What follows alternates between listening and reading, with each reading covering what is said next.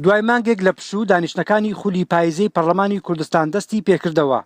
لە سەرەتای دانیشتنەکە لەلایەن سەرۆکی پەرلەمان وتەیەک لەبارەی کار و چاڵەشەکانی خولی داهاتووی پەرلەمان پێشکەش کرا و تاکیدیش لەسەر جێبەجێکردنی ئەرکەکانی پەرلەمان کرایەوە.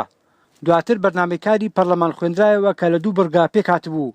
ئەوانش خوێندنەوەی یەکەم بۆ پرۆژە یاسای بەکرێدانی مایەکانی دەوڵەت و بەرگەی دووەمیش تایبەت بوو بە خوێندنەوەی دووەم بۆ پرۆژە یاسای ئەرک و مافەکانی نەخۆش لە هەرێمی کوردستان کە ئەو بەرگەیە بۆ دانیشتنەکانی داهاتوو دواخرا.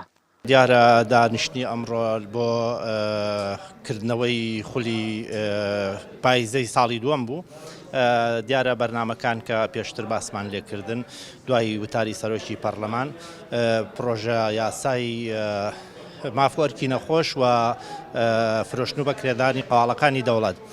دیارە مافۆرکی نەخۆش پێویستە گفتوگۆی لەسەر بکرێت و ئەوە پرۆژەیەکی گرنگە لە هەرێمی کوردستانە چونکە زانین ئێمە لە بواری تەندروستیە لەوانەیە کێشەیەکی زۆرمان هەبێ بۆی هەوڵ بدەین پرۆژە یاساکە بە باشی قسەی لەسەر بکرێت و گفتوگۆیەکی تێر و تەسەری لەسەر بکرێت بەو هۆکارە وامان بە باشزانی کە دوا بخرێ بۆ سبەینە.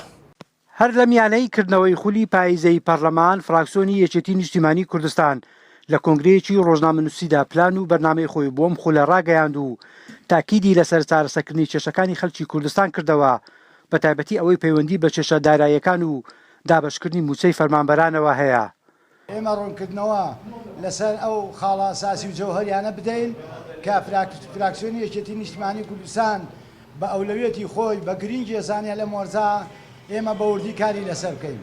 بارودۆخی خراپی دارایی لە هەرێمی کوردستان و نەبوونی موچە و لێبڕینی نایاسایی موچە کە ئەمە بە ئەرکی خۆمان ێزانین کە ئەولەویەتی هەبێ لامان گرنگی هەیە لە ئێستاەوە ئێمە کاری لەسەرەکەین لەگەڵ حکوومەتی هەرێمی کوردستان بۆی لەو قۆناغە دەرباز بین. بەلای یەکێتی نیشتیمانی کوردستانەوە گرنگە بۆ دەربازبوونی حکوومەتی هەرێمی کوردستان لەو قەیرانە داراییە پێویستی بەوەیە کە چاکسازی ڕاستەقینە لە سەرچاوەکانی داهات لە داهاتە نەوتیەکان عەقدە نەوتیەکان ئەوە بەرهێنانی نەوت و هەروەها داهاتە نانەوتیەکان بە تایبەتی خاڵە سنووریەکان بتوانێت چاکسازی ڕاستەقینە بکات بۆی بتوانێت لەو بارودۆخە دارایی کە ئێستا هەرێمی کوردستانی تێکەوتووە لێی دەرباز بێت. وەک سەرۆکی پەرلەمان لە وتاری کردنەوەی خولی پاییزە ئاماژەی بۆ کرد خولی ڕابردووی پەرلەمان بۆی کێشەکانی تەندروستی و ئابووری نەیتوانی وەکو پێویست ئەرکەکانی خۆی جێبەجێ بکات.